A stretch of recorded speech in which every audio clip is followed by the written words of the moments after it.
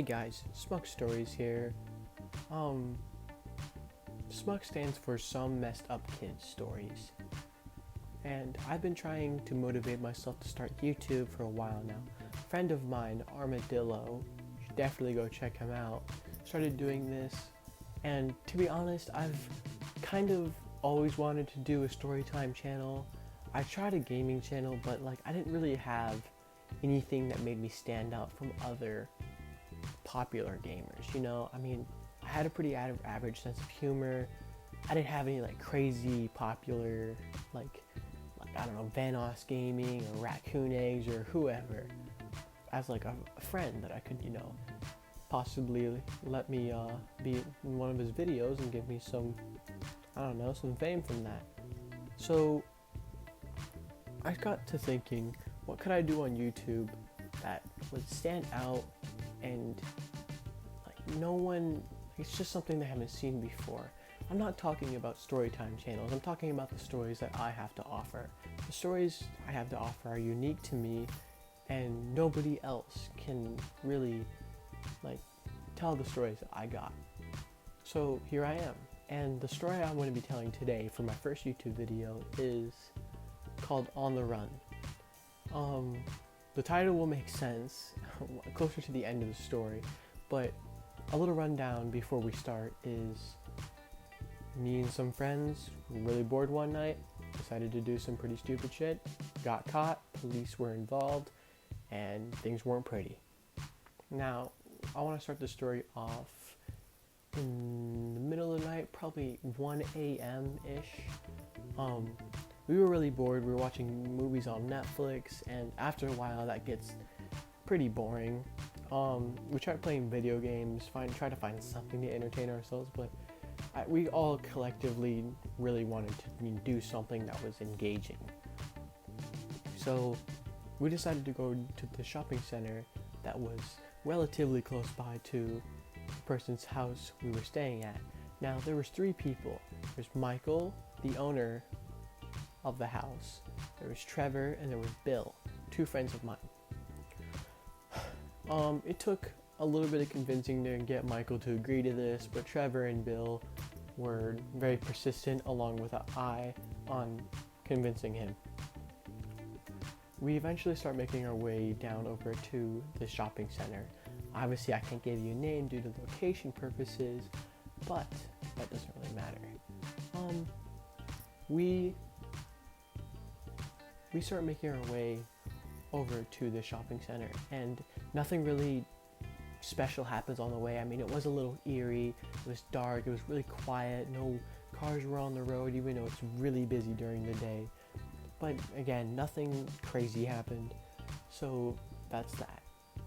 On our way down, we started talking and stuff like that, trying to figure out what we'd do. Maybe find a restaurant or a store that was open 24 hours. About the time that we got there, it was probably about 2 a.m.-ish. We started walking around for about 30 minutes, so it became 2:30 a.m., somewhere around there. We were having massive amounts of trouble finding any place that was open. It was getting really irritating that we had walked all this way for nothing. And I bet you're wondering, there's probably a gas station or a restaurant somewhere you could have went to. We thought so too, but we didn't think to bring any money, and I don't know why. We just kind of left half-assed. We didn't even bring backpacks or nothing to snack on. And that leads into the next part of the story. We started getting really hungry and getting a really serious case of the munchies. We wanted snacks and we wanted them pronto.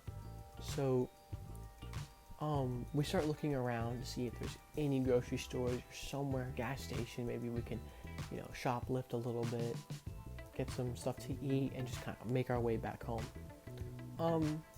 So we do this. We look around for a while. We didn't know that there was any grocery store or anything like that.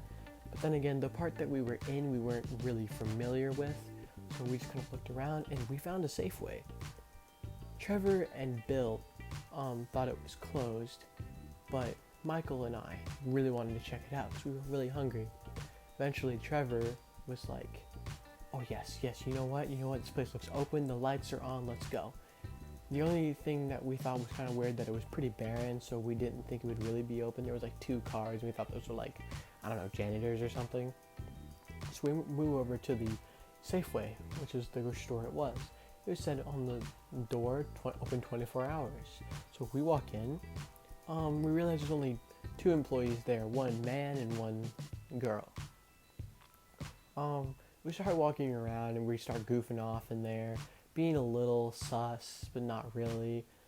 Looking around, see what we want. We start planning how we're gonna do this. We're gonna get some Pringles, some beef jerky, some soda, some Gatorade, and we were kind of okay with that. But we walked past the wine section, and it went through our heads, guys. We just found what we can do. We can get lit and have a great time tonight. So we finessed a bottle of wine, just a random bottle of wine. It wasn't anything special. And then we started having a lot of stuff to carry. So we were like, okay, we need to go. What we ended up doing was just running out of the Safeway with everything on our arms. We didn't think anyone saw us, but we weren't really paying attention. We go to this office building that's pretty close by to the Safeway, but not really. We start munching on our rewards that we got, and we pop open the wine and we take a sip. It tasted like, I don't know, like urine. It was really bad.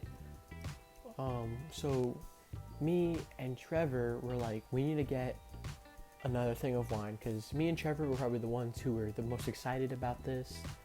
I mean, the other guys were, but me and Trevor really, really, really wanted this. So we decided to make our way back over to the Safeway. Now, the employee, the lady, was waiting in the window by the door. We thought that was a little weird, but we didn't really think anything of it. I sent Trevor in because it was a little sus that she was standing there, and we noticed she was on the phone. We didn't know who with. I mean, we just thought she was on break or something like that. So Trevor goes in. The lady, like, instantly looks at him with a death stare. Trevor looks back at me, and I motion to get it. Like, he needs to get the fuck out of there. Like, there was something sketchy going on. He runs out. We run as fast as we can away from the Safeway. I turn back, and I see she came outside, not to chase us. She was barely out of the Safeway, but she had her arms crossed with the phone out, like she was on speaker. We definitely knew that she was calling someone, like the cops, her manager. Something was going on. We waited there for God knows why, for way too long, like by the office building. And we started thinking, all right, guys, we probably need to go home. Well, we didn't even get the wines. Trevor was saying we need to go get it. I called Trevor a dumbass, and we started making our way back home. We see a police van in the distance behind us. We didn't really think anything of it. There's a police station really close, so of course they're going to be strolling on by, right? Wrong. We were very, very wrong. This police van goes past where we were walking. We were in like parking lot area with like some woods near it.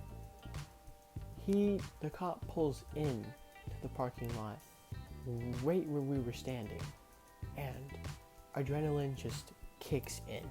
We all ran into the woods. There was thorns stabbing us, there was bugs biting us, we were tripping. We were barely making it through that place, but we were running. We didn't have any regard for our life or safety. I lost the guys somewhere in this confusion. I didn't want to pull out my phone and risk of the cops finding me, so what I ended up doing was just laying down in this little trench area to try to stay safe. I saw the flashlight, a flashlight. It shined in. Obviously, this was the officer. I was really scared. I tried to cover up my breathing. He wasn't close, but I was being really paranoid because, I didn't want to go to jail. What's it called?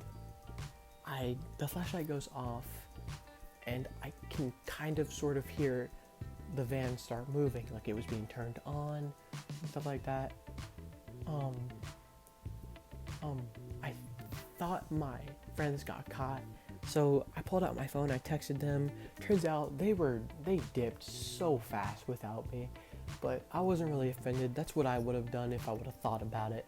But I thought hiding really close to where the cop could have found me was a good idea for some reason.